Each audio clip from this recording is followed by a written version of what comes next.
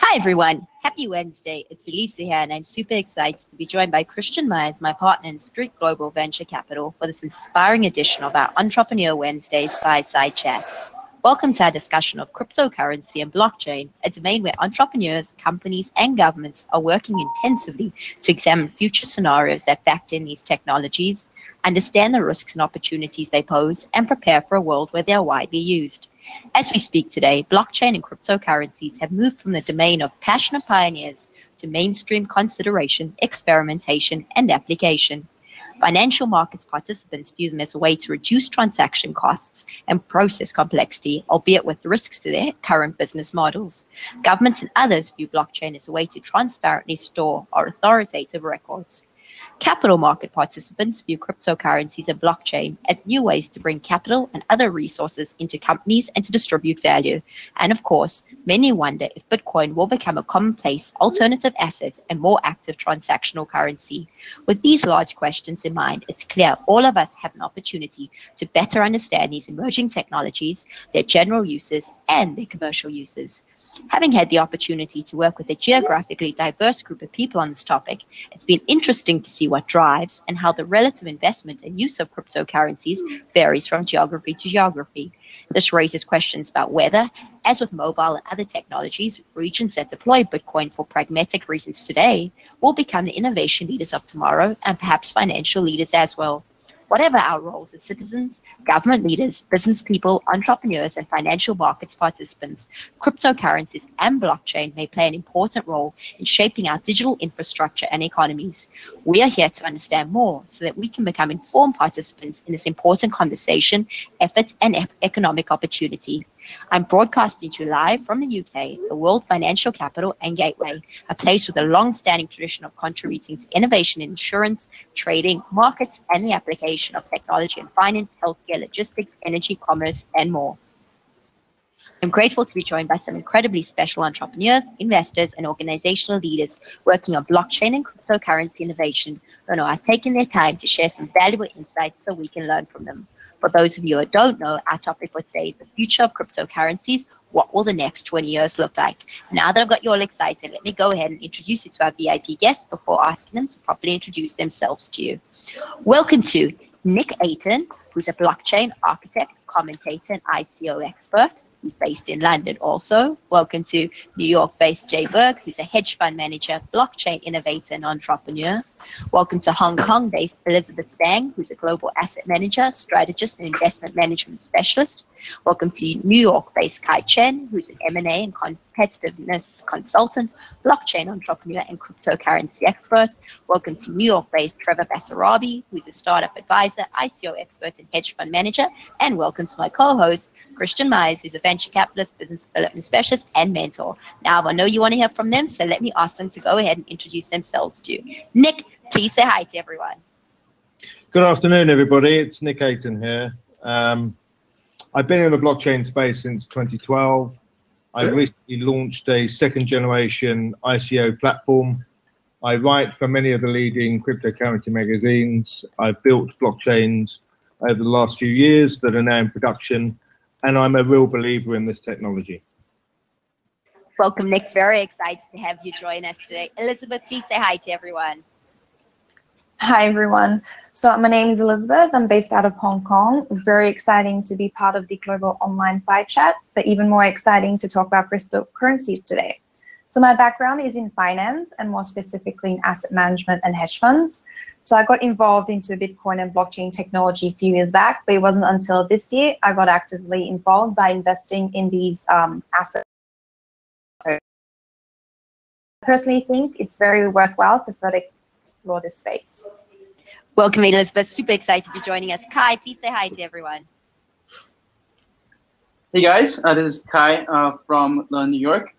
So I've been working in finance and consulting for a number of years before starting working blockchain I'm now working on my second blockchain company, and our goal at Olympus Labs is to democratize, finance by bringing crypto-based financial wealth management products to investors and institutions.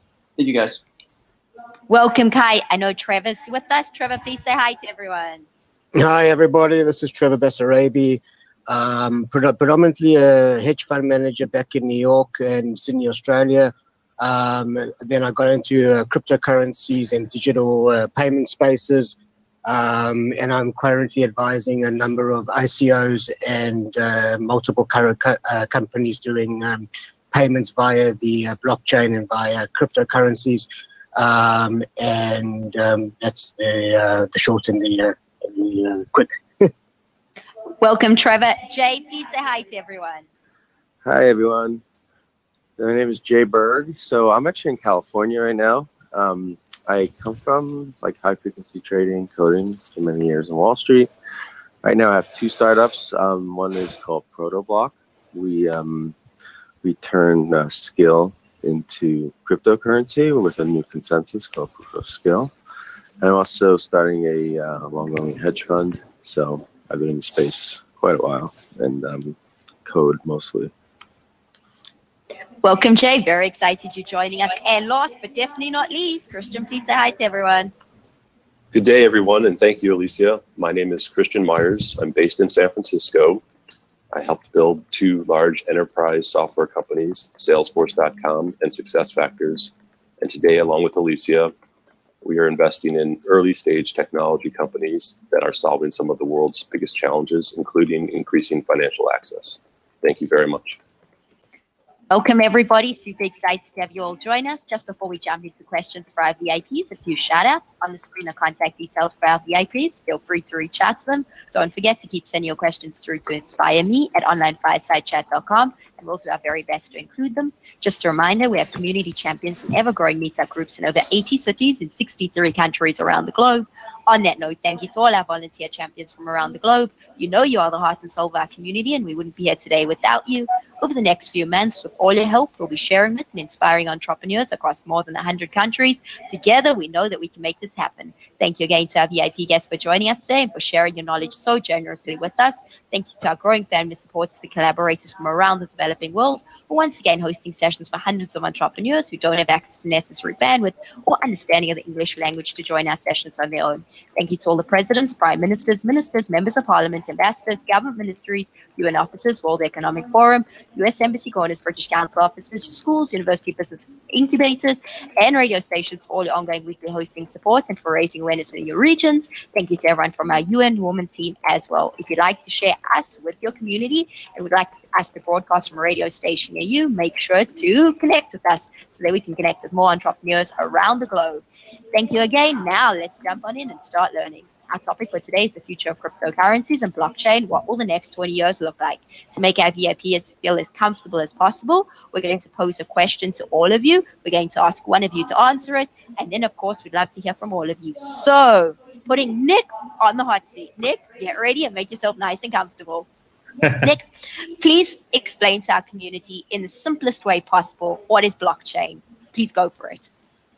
Well, if you want to take the purest view, blockchain is a packet switch protocol. It's a means of communicating from one point to another over a packet switch network.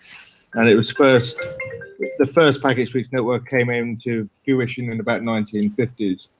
But actually, for everybody else, what blockchain really means, it's a new way of designing business and operating models. So it gives you a different starting point. It gives you a different point of being able to create new ways of solving business problems and creating new outcomes. So for many people, blockchain is a ledger, it's a network, it's a set of software tools with which you can build new industries, new businesses, and new propositions. Thank you, Nick. Jay, would you like to add anything to what Nick's just started our session off with? Yeah, so technically, I think the lowest level, it's the first implementation of triple entry accounting, and the third entry is the global ledger, the commitment to a shared history that everyone agrees happened at the same time. Thank you, Jay. Now, moving on to our next question. We're going to pose it to Elizabeth. And then, of course, Christian's going to add for our community any thoughts he'd like to share. So, Elizabeth, in your opinion, what is a cryptocurrency? Please keep your answer simple. Yeah, sure. So cryptocurrency is just another medium of exchange, but rather than using a fiat currency like US dollars, you're actually just using a digital asset to basically keep the transaction going. So instead of, you going to the shop and you pay them in, the note that you have in your wallet, you're just transacting, whatever you have in your digital wallet to the counterparty. Thank you, Elizabeth. Christian, I know this is quite a hardcore topic for a lot of entrepreneurs around the world. Would you like to add any insights in terms of what Nick, Jay, and Elizabeth have said so far? Certainly, thank you. I'm going to try and answer the question in a simplified, conceptual way. And so with respect to blockchain, one way to think about it is it's a way of storing records that are distributed across a network and a lot of different computing nodes. And each node on that network has a copy of the records. And what this does is it distributes the workload, but it also makes it harder for any individual to tamper with or corrupt the records. And then, as Elizabeth said, cryptocurrencies can function like currencies. They can have other attributes, but in a simplified way, they are a store of value, they are standardized, and they can be used for transactions. Thank you. Thank you, Christian. Moving on to our next question.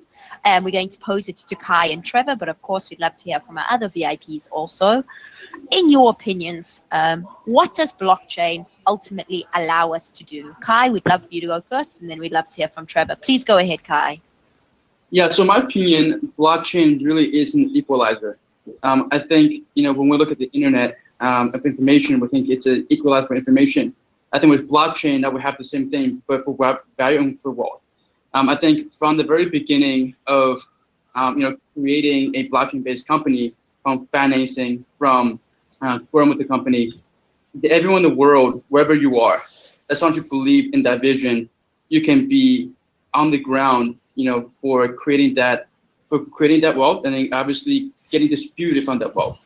And the other point I want to mention is that with capitalism, a lot of times you need capital to drive an enterprise, and typically capital is in the hands of the few, and as a result, the wealthy get wealthier, the poor gets poorer, and I think with blockchain we have a chance at really kind of creating a more fair and more equal world, and so that's for me that's what blockchain is. Thank you, Kai. We'd love to hear your thoughts as a hedge fund manager. Trevor, please go for it. Okay, so blockchain is going to revolutionize the way we work, the way we look, the way we live, everything that we do. It's going to regenerate, it's going to revitalize, it's going to reinvent the businesses that we do and how we do business and how we transact with each other. So basically, to give you like the basic example, it's going to come in the form of, at the moment, it's looking like it's going to come in the form of a smart contract, which means that something's going to be triggered in business. The transaction is going to be triggered. Money's going to move. People are going to do things. Transactions are going to happen, and things are going to just work in a normal pattern. What this is going to do is going to eliminate middlemen. It's going to differentiate between what is automated and what is not, and it's going to take away the clunk and the inefficiencies of today, and it's going to move everything into an automated transactional process where things are just going to occur. And this is going to happen because people and companies are going to transact via the blockchain. So they're going to make an entry into the ledger by a smart contract. The smart contract will tell you what's going to happen at what particular time, when it will happen, and it will bring in essence, it'll bring everything into unison, and everybody around the world will be able to understand what's going to happen next, and it'll take away any kind of deceit or corruption, or everything will be known. I can think of 100 examples right now. Just to give you the simplest one, I don't want to actually want to go into the examples because they're going to be we can go into length with them, but that's the basic idea of the blockchain. It's going to transform the way in which we transact. Thank you, Trevor. Very interesting insights there. Nick, I know you had some insights you wanted to add. Please go for it before we move on to our next question. Yeah, I guess if you think about what human beings are programmed for, we all want to trust, don't we? We want to trust the other side. We want to trust people. We want to trust the systems around us. And unfortunately, most of that trust has evaporated over the last few decades for various reasons that we all know about, economic meltdowns and the behavior of some of the regulators and some of the banks to control some of the things that, have pushed our financial systems to the edge. It does remove the center of things. I mean, so therefore, blockchain is a model that should return a lot more trust, as Trevor was saying, between the parties who want to transact fairly, the parties that have nothing to hide. However, even within blockchain, within Bitcoin and all the different cryptocurrencies, there is a dark side. There is a dark side of government trying to control things through the back door. There is a concentration of hashing and mining power. There is a lot of the, let's say, the central bankers and the old guard that feel threatened, and through the back door, they're going to try and distort blockchain. And we'll probably come on to this because I've seen some of the questions, I think, that are going to come up. But, there is a darker side to what's going on right now. Thank you, Nick. Moving on to our next question. We're going to be posing it to Elizabeth J. And then again, Nick, we'd like to hear more from you. So what do you think cryptocurrencies allow us to do? And why do you believe that the public should care? Elizabeth, we'd love to hear from you first. Please go for it. So as I've mentioned previously, I think with the cryptocurrency, it's a medium of exchange, just like any other fiat currency, but it's also a store of value. So why the public should care or start to become familiar is because I think with Bitcoin is only one of the many coins out there, but then there are also other coins, such as Ether, Ripple, Litecoin that also do basically the same thing. But it just seems that Bitcoin is now the market's favorite buzzword. So I think we must remind ourselves exactly the objective and the underlying technology, as the people have explained previously. It's if we disregard the noise that's currently happening out there in the market and we purely focus on the attributes of the cryptocurrencies, we can see how such a medium of exchange in a digital format can benefit the society in general. Like some of the advantages that include but are not limited to immediate settlement, lower fees, transparency, decentralization, fraud detection, etc. So I think, with the advancement of technology, we just need to be constantly adapting and be open-minded to these new disruptive, technologies, as we say. So I think, the success of, the essence of its success really lies in the adoption by the mass market. And it's where, I feel that we're currently stuck. And, that's why we have so much, people. Thank you, Elizabeth. Kind of, yeah. We seem to be getting some feedback from you there, but we'd love to hear from you again. Jay and then Nick, we'd love to hear your thoughts in terms of why should the public ultimately care about the rise of cryptocurrencies. Jay, please go for it.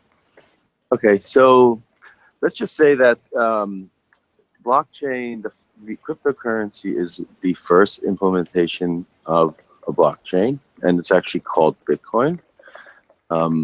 So cryptocurrencies in general, currencies are strongest when there's only one, because it has to be fungible. Why should the public care? It's the same way when email first came out, you could just communicate directly with someone. Now you could actually send peer-to-peer value directly without asking a third party. And I feel like we are blockchain and cryptocurrency is a very technical term, and we're still waiting for our browser moment. So think of like TCP/IP before Netscape. We're waiting for the browser before the public really is going to care, to be honest. Thank you, Jay, for your honest answer there. Nick, we'd love to hear from you. Tell us why the public should care. Well, if we roll back a little bit, what is money? I mean, we don't want to go down that slippery slope because we'd be here all day. But the genius of a cryptocurrency is the concept of a token or a coin. So you can either create your own platform, your own environment. I mean, Jay's been doing it. So he's created his own world with his own currency that works on his platform, which you can use and create a different utility for supporting an ecosystem, or you can program a token to be anything you want. It can be a store of value, it can be an asset, it can be a currency, it can be a reward, it can be a loyalty program. And there's 1,500 currencies right now. Next year there'll be another 5 or 10,000. And the future of this currency is going to be the new norm. You know, fiat currency, there's only 3% of fiat currency actually in circulation. The rest of it is electronic, held on a ledger within a bank. So cryptocurrencies are going to be more fungible, they're going to be more convenient, they're going to be a better, safer store of value, they're going to be faster, people exchanging information, transactions, and as Trevor said, as this is the new commerce. So cryptocurrencies are very cool, they're here to stay, and they're going to get more pervasive. Thank you, Nick, and we'd love to hear from Christian for our community. Christian, please go ahead. Thank you very much, and thank you to the panelists. Just to recap, the reason the public should care is blockchain is a widely available, openly available technology that anyone can use and deploy. So the hope is that new entrants in the financial services space will be able to replicate and create more innovative, perhaps more efficient and more economical versions of the financial services we encounter today as consumers or businesses or governments. And that more and more people will be included in the financial system. More and more people will have the simple ability to move currency between locations or use currency online to buy things or sell things. And if that happens on a global scale, we could see a new dawn in finance, the same way we saw with the beginning of the web, when anyone could create and consume and distribute content. Talking about the underlying blockchain technology, one of the things that's important to understand is that it's programmable. And as the panelists said, it has different uses. The most widely known is as a ledger and currency, but blockchain can be programmed to manage contractual obligations and even the execution of that contract, where, say, some data point about one of the parties' completion of their duties releases monies. All of this together means that we could see fewer middle people in our financial system. That will create new competitors for today's financial system participants, and inevitably there'll be some resistance, but everyone in the financial services industry, including incumbents, are looking at how to do this. And then a really important piece that Jay mentioned is it's very hard to have a conversation with simple definitions that everyone can understand today. And the interface we use to work with blockchain and cryptocurrencies will need to change for it to be widely adopted. Thank you. Thank you, Christian. Now let's get futuristic, and we're posing this next question to Trevor and Kai. We'd love your honest answers here too. What do you believe banks and other financial institutions' relationships with cryptocurrency may be? Trevor, please go for it. Okay, so initially the banks are reluctant to use it, but ultimately they will bring it on board. There's a lot of digital banks actually being created at the moment, and they are just working with fiat, but they are going to be moving to more of a digital currency, whether it be their own currency or one of the others that are actually out there is yet to be determined. But there's going to be a transformation, because we're talking about taking away the bank's ability to make its own money, right? Because what it does now, it makes money on deposits. So you're not going to be depositing money with a bank anymore. You're going to be depositing money in a wallet, in a digital wallet around. It could be somebody else's wallet, your own wallet, a cold wallet, which is an offline wallet, or an online wallet, the hot wallet. And basically the banks have to change their model to come onto the blockchain. It's going to be a fantastic process, but it's going to be a very disruptive and transformation. a big transformation, because they don't actually know how to deal with the scope of it, because it's essentially decentralizing, taking away the centralized version of a bank and putting it into the currency is going to be generated on computers around the world. So it's difficult to see or to say how they're actually going to come on board. But at the moment, there's obviously a bit of a resistance to it, but that's normal. And that will be overcome when they see that they're going to be able to offer more services and be able to be a better customer presentation of a company to have them being part of the system and part of the ecosystem. Otherwise, they're going to fall by the wayside, and they can already determine this. There's already things happening. Thank you, in Trevor. banks. We're going to come back to on that one. You're jumping into my next question, so we're definitely going to be following up with you. Kai, we'd love to hear from you, and then I know Nick's got some insights on this question before we come back to Trevor and other VIPs.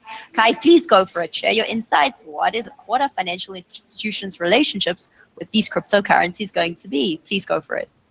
Yeah, so it's going to be a complex issue. I think, one, it depends on which geography, and then two, it depends on whether we're talking about central banks or financial institutions. So, for example, we see that some countries like Japan, China, Estonia, and some others are experimenting with, digital currencies, but it's more really kind of based on their fiat. The other thing we're looking at is that it depends from geography to geography based on geopolitics, as well as kind of internal domestic politics and economic concerns. So I think one of the reasons why Japan is embracing cryptocurrencies and accepting Bitcoin and having their own digital currency based on the Japanese yen is because they want more control over their their domestic kind of monetary policy, which at this point, for better or worse, is mostly dependent on U.S. monetary policy. On the other hand, for a country like China, it's really more about kind of more control over how the money is spent, where the money is going, and capital control. And so I think this question is going to be really complex and will depend from country to country, from institution to institution. Thank you, Kai. Moving on to our next question. I know we want to hear from our VIPs on this question too, so we're going to come back to them. But moving on to this next question, talking about transformation, what things do banks need to do to get there? We would love to hear more from Nick, from Jay, from Trevor. So Nick, please, would you go first and add your insights to both our previous question and this current question? Please go for it. I think my view is that banks are ultimately screwed, and they know it. They all have projects to look at blockchain, but they're looking at it as a way of saving money, using it internally. Look at Ripple. Most of the blockchains they're involved in are closed, they're not open, they're rewriting consensus algorithms. So on the one hand, they're using it as an efficiency drive, but on the other hand, they're stockpiling Bitcoin. They just are. I mean, while Jamie Dimon is blowing it up in one end, he's buying it through the back door at the other. So, these banks are stockpiling crypto. They know it's a threat. And, generally speaking, fractional reserve banking, I think, as a concept is being called out. Money supply is a big problem. QE is really devaluing fiat currency on a massive scale never seen before. And we're off grid. I mean, the central banks don't know what to do. They don't know how to increase the value of capital. And assets are all over the place at the moment. And crypto can be seen actually as more stability, as the go-to place. And increasingly, it's being seen as an alternative to things like gold. It's a safe haven, and Bitcoin will increase its value on that basis. People are looking for safety and security, and the banking system can't deliver it at the moment. Thank you, Nick. Jay, I know you've got some insights here too. Please go ahead, and then we'd love to hear from Trevor as well. So please go for it, Jay. Yeah, so regarding cryptocurrencies, the banks are like the newspapers to the internet. They're just not really going to be relevant because by definition, it's essential authority. Having said that, they have already spent billions of dollars looking at this technology through consortiums called R3.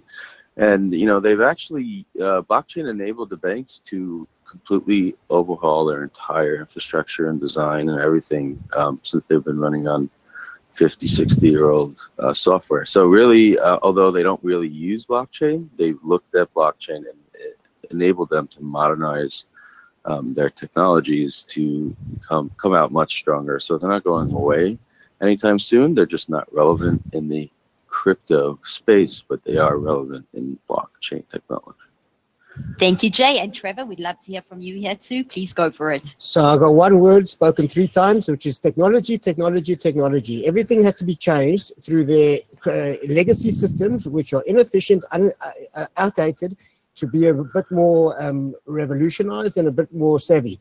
So what's going to happen is they're going to become like a more of a peer-to-peer process, because then people can actually transact with the bank and they can talk to the bank. Okay, so they're going to become more of a humanized, whether it's a bot or AI system, or which is artificial intelligence. They're going to become more based on a where you pull up your application and you're going to be able to message your bank, and you're going to say, well, can I do it this way, or can I transact that way? So there's going to be an interface, right? And they're going to become more of a customer bank than a back-end bank. So they want to be part of the conversation, right? So you're going to be transacting with somebody on the other side of the world, and you're going to be wanting to send them some currency, whether it be fiat or digital, but it's going to go through a messaging application, and then the banks are going to get involved, and they're going to say, well, hey, we can offer you a better deal, or we can do this for you, we can do that. There's going to be a lot more banking facilities, and they're looking at these ways of getting involved in the conversation. So I think that's where they need to transform. They need to become part of this transaction. Thank you, Trevor. Moving on to our next question. We're posing this to Kai and Nick, and then, of course, we'd like to hear from Christian on behalf of our community. What will credit card companies' relationships with cryptocurrencies be? Kai, we'd love to hear from you. Please go for it. Yeah, so I think, again, with this question, my views are the same with regards to the one that I spoke to earlier. It's really complex because, on the one hand, I think cryptocurrencies are going to be a way for some credit card companies to really differentiate themselves. I think that with crypto, a lot of some of these credit card companies can build a true kind of loyal following around their brands, but at the same time, it does in some ways cut into their existing business and the existing model. So I think what's going to happen is we might see some new players who enter into the industry who do not have this legacy. These legacies are stopping them from doing so.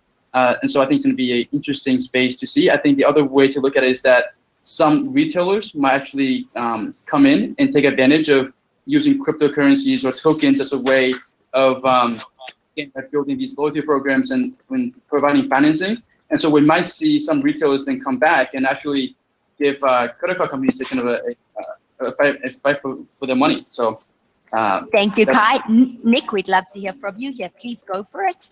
Well, credit card companies, well, for me, they are the original agents of Satan, really. The cost of money that they charge for their services, and their whole being is to encourage people to get into debt and to control them. Now, if you peel back the layers on what blockchain and Bitcoin is, in Bitcoin, there is no concept of credit or debit. It's an open balance. It's a positive network. You cannot get into debt. So the biggest, and it's cheap, it's really cheap.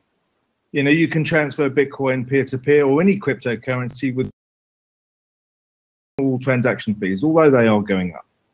But look at credit cards. They are ultimately, again, doomed. People don't particularly want credit cards. In some countries around the world, there is no concept of using lots of credit cards. In Germany, there's still cash. In Japan, it's very much a cash society. So therefore, I don't see a good future for credit card companies, and it'll be a slow, painful death, and hopefully quicker the better. Christian, any thoughts you'd like to share here before we move on to our next question? Certainly, thank you. So talking about financial institutions and traditional banks to begin, they make a lot of their money by performing a centralizing function, a centralization of records and the storage of value. And because blockchain and cryptocurrencies are distributed technologies that don't rely on a centralized function, that poses challenges for traditional banking models in the long term. If we see widespread adoption of blockchain and cryptocurrencies, then we have other participants in the financial services markets, like credit card companies, that make money off of processing and transactions. And again, there, since blockchain is programmable, some of the function that those types of entities perform could be replaced by programming in a blockchain. Now, of course, one of the interesting things about technology, the technology business, is the best technology does not always win, especially in the short term. And that's because there's psychology involved and questions like convenience come into play. And so today, many people, including myself, may own Bitcoin, but we're not using it to replace wire transfers. And we're not using it to buy things online that we buy with credit cards, simply because the convenience isn't there yet, or because the other people that or institutions we want to transact with aren't equipped to do so. So there's a lot of product development around ease of use, and it will take a certain number of participants in markets before these technologies take off and become a real threat to the incumbents. Thank you. Thank you, Christian. Moving on to our next question, we'd love to hear from Elizabeth and Jay for this one. Elizabeth, in your opinion, do you believe we'll have fewer or more people in financial services industry over the coming years? Please go for it. I don't think there will be a huge surge in people in financial services. It will just be more an efficient allocation of resources. So anything that requires more manual work will obviously be digitized and technology will take over. So in that sense, all of the manual work, those people, well, I think with the headcounts, it will move more towards people that have more of a programmer or a developer background. So if you look at it from a net perspective, I think you'll either remain stable or will increase slightly, but I just don't think there's going to be a significant decrease or an increase of people in the financial services industry. Thank you, Elizabeth. Jay, what are your thoughts in terms of what Elizabeth was saying? Please go ahead. Hi. Yeah, it's hard to, financial services, that's just really a legacy term. Just touching on the credit card thing, one of the things we're going to see in the future is instead of borrowing money, you actually could tokenize things. You could tokenize skill. You could tokenize, anything. So you could monetize ideas and tokenize them and use them as currency. So you're going to be able to use a lot of things as currency instead of having to borrow with interest. Thank you, Jay. Moving on to our next question, touching on a few of the things you've been talking about. Nick, what are some of the job opportunities you're seeing come about for people in this space in the future? Please go ahead. Well, there's I think building on what the previous speakers have been saying, and I fundamentally believe that the majority of financial services, the financial products that are being designed more for the organization and the layers of distribution rather than from the customer's point of view. So look at pensions. Pensions, especially here in the UK, is fundamentally a failed product. It's beyond the reach of most people, and you need, £370,000 in your pension pot to retire on £1,000 a month. Well, that's beyond the reach of most people. So what blockchain and crypto will enable a new generation of entrepreneurs to design products that actually deliver for the people rather than the shareholders and the, if you like, the fat cat mentality of the big insurers and the banks who design products for themselves to deliver the maximum profit. And this is the big opportunity for a new breed of people to come into this market to design the things for the people.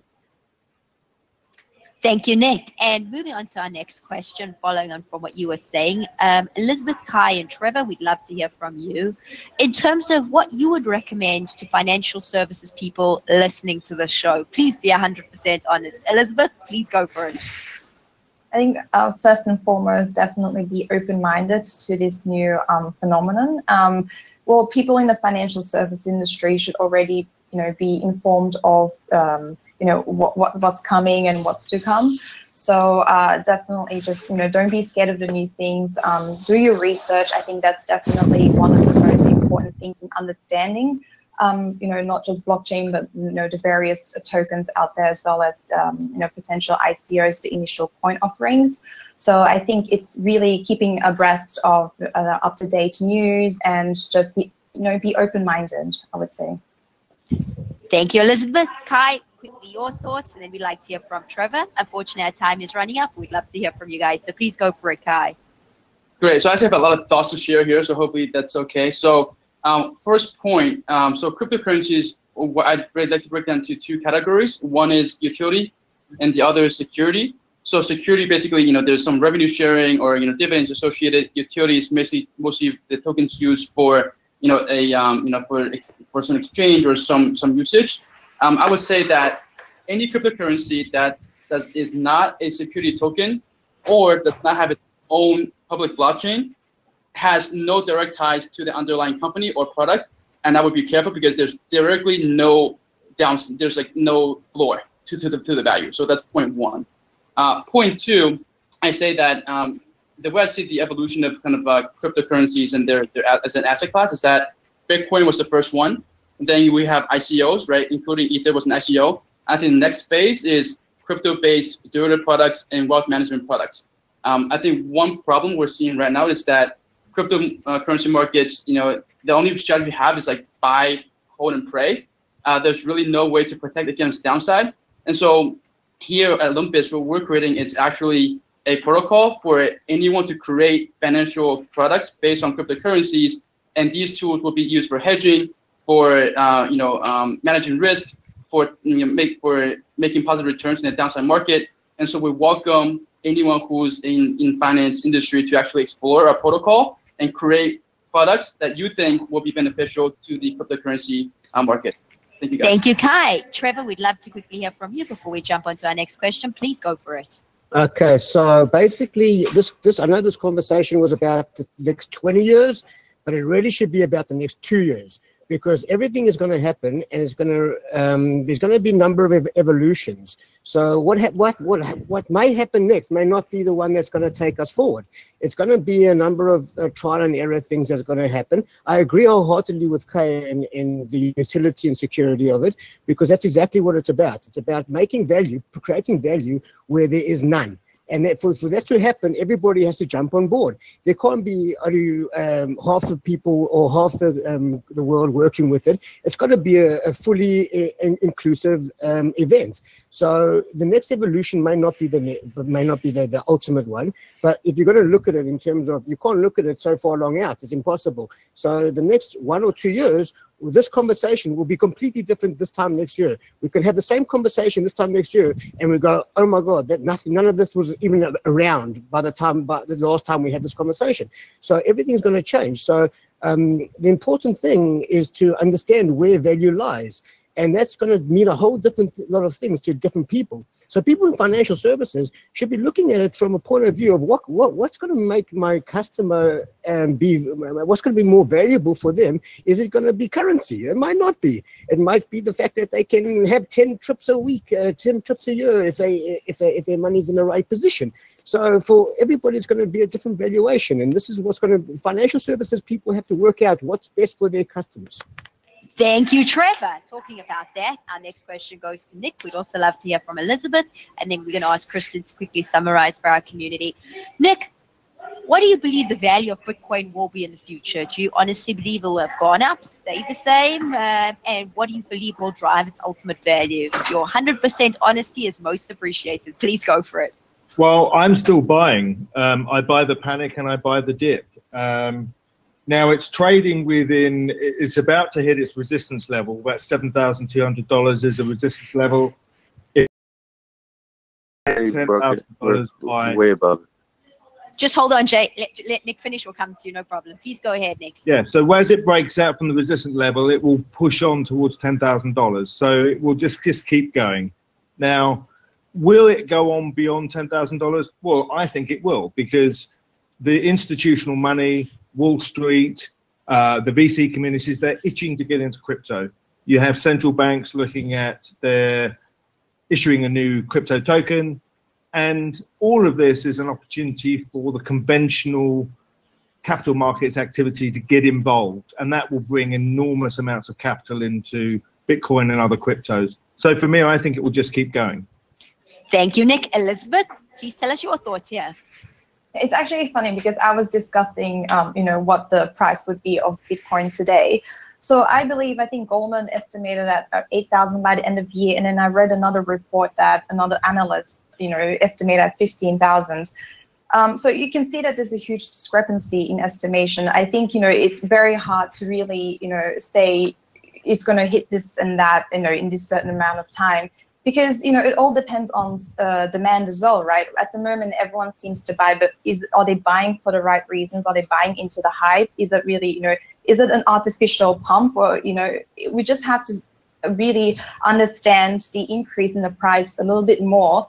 And, maybe in the fourth quarter as well, when CME just announced that they're going to be, launching the futures. So maybe that will also pump up the price. I think it's very hard to really to say, what the price is going to be. But I definitely think, in absolute terms, it's going to go up. But by how much, it's really hard to say. Thank you, Elizabeth. Moving on to our next question. We've touched on this briefly. Can I just say one thing? Can I just say one thing about the book? Please, just hold on 1 second, Trevor. We'll definitely come to you. We're just running out of time, but we definitely want to hear from you there. Talking about entrepreneurial opportunities, both in the near term and long term. I know we've touched on it briefly, but we'd love to hear from you, Nick, and then Jay, and then, of course, Trevor. We'll love to hear from you on this question too. So please go for it, Nick. Look, there's massive opportunities in the blockchain crypto space. There is new economies emerging, entirely new economies. There's the movement economy. So there's tokens coming out where just by moving around, you can earn these tokens and you can spend them or you can exchange them for value. There's a whole infrastructure around mobility tokens. Earlier this year, I worked on building the infrastructure for electric vehicle charging in Germany. And all the energy companies are now grouping together to create a range of utility tokens where you can have journeys from A to B anywhere you want in Europe. You can also live a zero carbon lifestyle. So you can actually, use tokens to consume energy and consume services, knowing that the energy generated is a zero carbon renewable energy. So there's enormous opportunities in these emerging economies. And the skills one, we've just heard from one of our presenters, that's a fantastic way of, tokenizing a different kind of value to create an entirely new marketplace. So it's hugely exciting for any entrepreneur to get stuck into this technology. And there's no limitation to the ideas that you can develop. Thank you, Nick. Jay, we'd love to hear from you here as well. And then Trevor, talking about entrepreneurial opportunities that exist for our entrepreneurs. Please go for it, Jay. Okay, so this is really an incredible opportunity for anyone who's not on board yet. So the end goal is Bitcoin. It's not about the price of Bitcoin. It is Bitcoin. Bitcoin is going to be the reserve currency for all other crypto. And $7,000 price is just like a 70-cent price. Nobody believed at $1, didn't believe at $100, didn't believe at $1,000. It's up 43,000% over the last 2 years, 300% year over year, and it's going to continue. And everyone needs to buy Bitcoin. It's the gold rush, and the herd is coming, and we actually see the herd coming.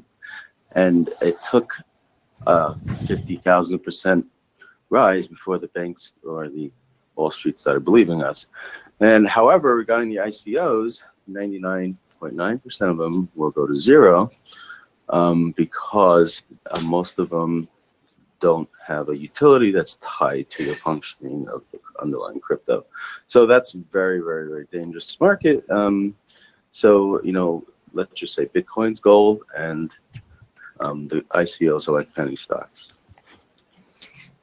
Thank you, Jay. Trevor, I know you had some thoughts there. Please go ahead.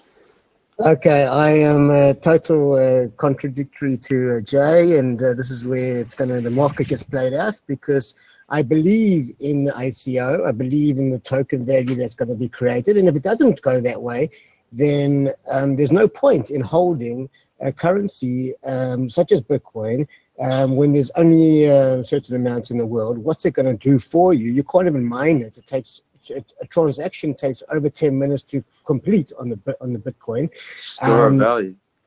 Yeah, but Wait. the problem is that there's no basis. It's like gold. There's no basis for it except for it that it's a security beyond the fact that it's just a feeling good to hold it.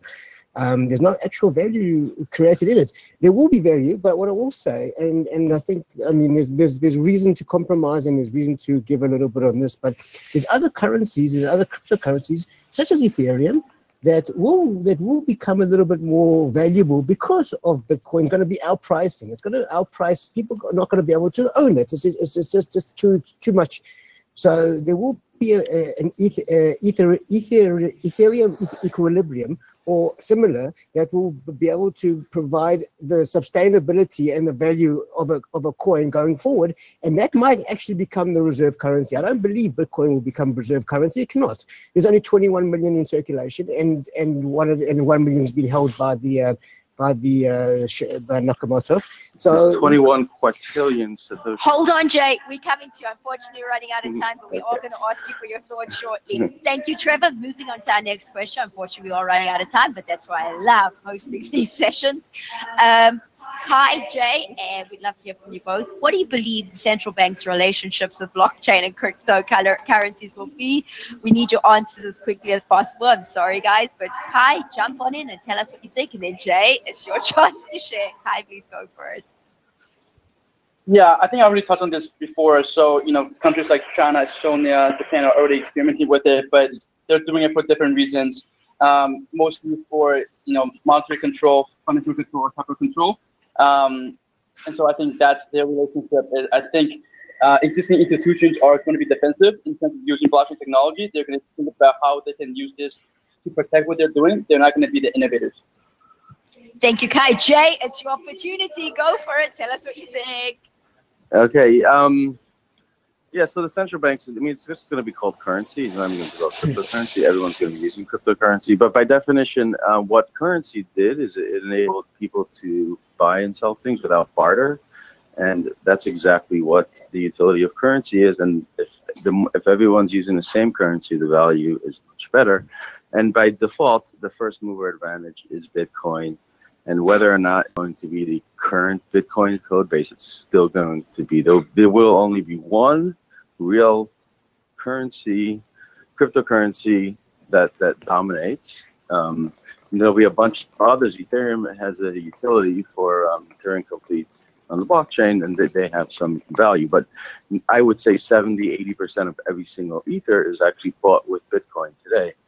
So Bitcoin is the reserve currency right now, and every single entrepreneur who's bought Bitcoin instead of starting a company is doing much better in terms of dollar terms, if that's how you want to measure it. Thank you, Jay. Moving on to our next question. I know our community wants to learn from all of you, and everyone's loving this session. Quickly, I'm so sorry, Elizabeth, but we definitely want to get your opinion on this. What regions or countries do you believe will be blockchain powerhouses over the coming years? Please go for it, Elizabeth. I think, actually speaking more from an Asian perspective, I definitely think, that Korea is the second most active market that's trading Bitcoin. So I definitely think Korea, Japan, between Hong Kong and Singapore, both of them are very fintech driven. But, Hong Kong is lagging in terms of that. Singapore has the sandbox regime. Then moving further down south, Australia is also quite active in this space. So I think, there are some few main powerhouses that will, be utilizing blockchain in their everyday business activity and in finance industry. But I think, also to look at the Southeast Asian countries, I think Indonesia, Malaysia also quite heavily cash heavy. So I think they might also be looking into the blockchain technology as well. Thank you, Elizabeth. And quickly for you, go to Nick. What would you recommend to government leaders listening today? Please share your insights, Nick. Well, I think the first thing they should do is update their CVs, really. There's a sea change coming. People are more trusting of governments than they've ever been in the last 20, 30 years. I think, if governments can get behind blockchain and prove the transparency and use it for social impact, so for record keeping, for land registry in communities that clearly struggle with ownership issues and title. I mean, governments can use the technology to demonstrate they really want to do things for the people. Otherwise, I think the people will just ignore them and do their own thing. I mean, capital flight is the big issue in China. That's why they don't like it. That's why they don't like ICOs. But if you're a Chinese citizen, you can still buy tokens. You can still invest in ICOs. You just can't launch them there. But will they change their mind again? They hated Bitcoin to start with. Then they allowed it. Then they got rid of it. They don't know what to make of it. And in the overall scheme of things, you know, governments need to get with it, or people will just move on. They'll ignore them. Thank you, Nick. And just to summarize for our community, Christian's going to jump on in here before we move on to the two coolest parts of our session. Christian, please go for it.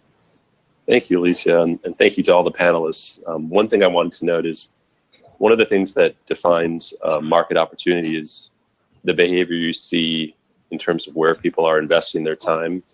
And I think looking at this last stretch of conversation, we can all say there are a lot of very smart people in understanding what the opportunities are in this market. And that's a leading indicator of the potential opportunity. As far as people and either job opportunities or entrepreneurial opportunities, just to recap, the obvious one is more of an engineering focus when it comes to how you develop financial services products, but also more customer centric. And then how do you get there? Technology is reinventing financial services just like every industry. So it's important for people who want to participate to keep learning. And I would encourage people who've been listening to the show and perhaps heard terms and phrases that they're not familiar with, such as token or ICO, to spend some time researching those. And then the interesting thing with respect to Bitcoin is because the volume of the conversation has increased and the interest has increased, we see a lot of new investors buying Bitcoin today. And it has practical applications for use in the cryptocurrency market, but also in the real world for moving money and conducting transactions. So those are some of the factors at play that the panelists discussed with regards to the ultimate price. And then regionally speaking, I think it will be very interesting. Some regions, countries, and locales are using cryptocurrencies to overcome practical limitations in their financial systems, and may become the future leaders, and that'll be very interesting. Thank you. Thank you, Christian. Now moving on to my favorite part of our session, we're going to ask our panel what excites you in 2018 and what industries are ripe for disruption. We want our VIPs to be 100% honest, so we go as quickly as possible so that they can't have too much time to think this question over. Starting with Nick. Nick, please go for it. What excites you in 2018? I think you'll see 5,000 to 10,000 ICOs, which is a terrible expression, really, token launches or token sales. And I think then you'll see people trying to join the different blockchains together, because nobody's really doing it. How do you transfer value from one blockchain to another? So I think you'll get some emergence of some people trying to solve that issue next year. Thank you, Nick. Jay, what excites you in 2018? What industries are ripe for disruption?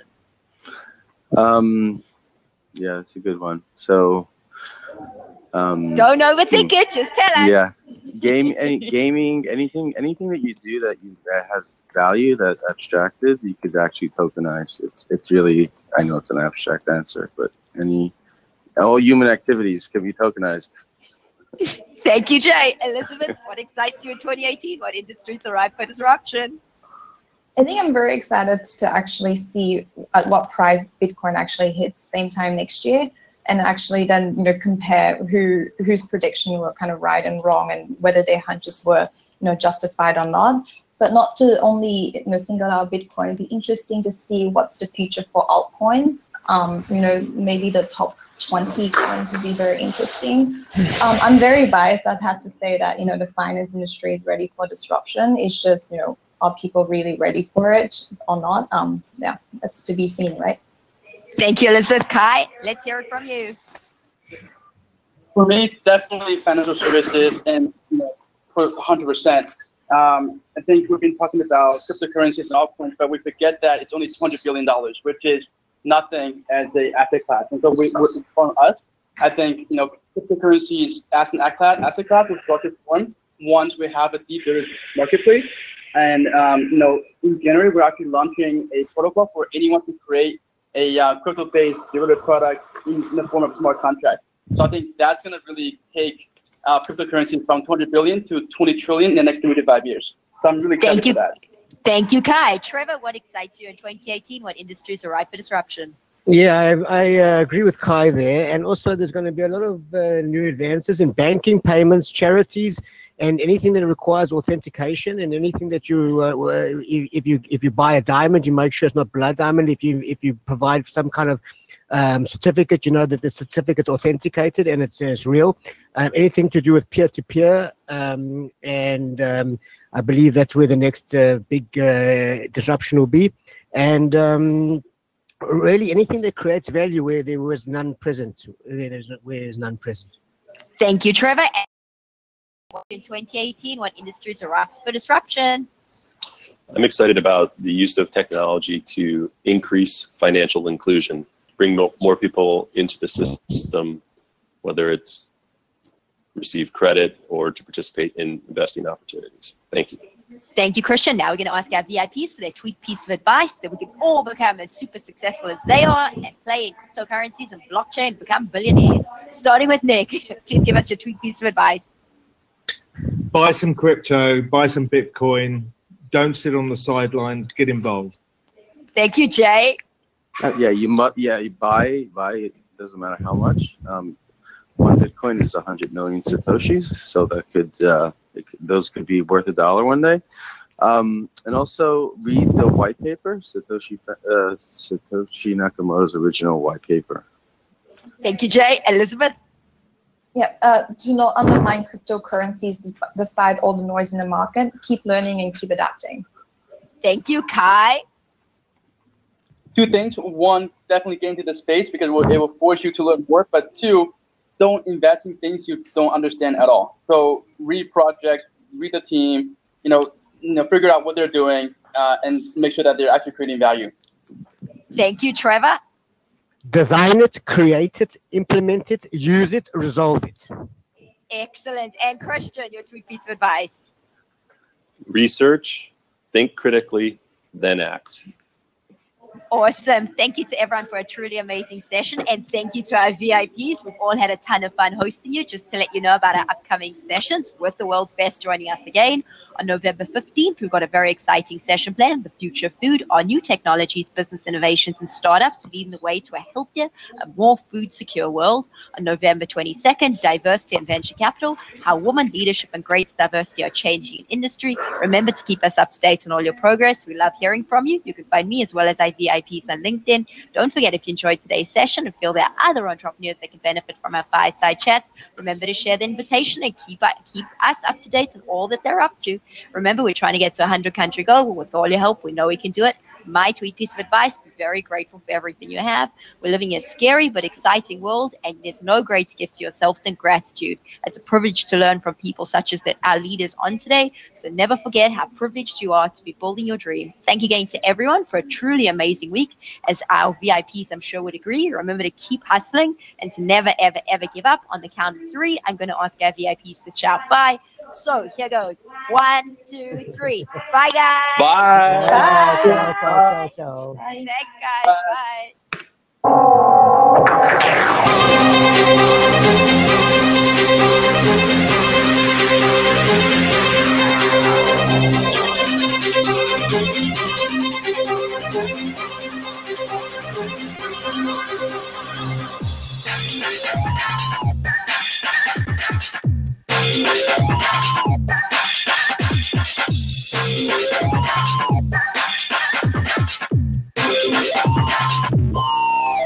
Bye.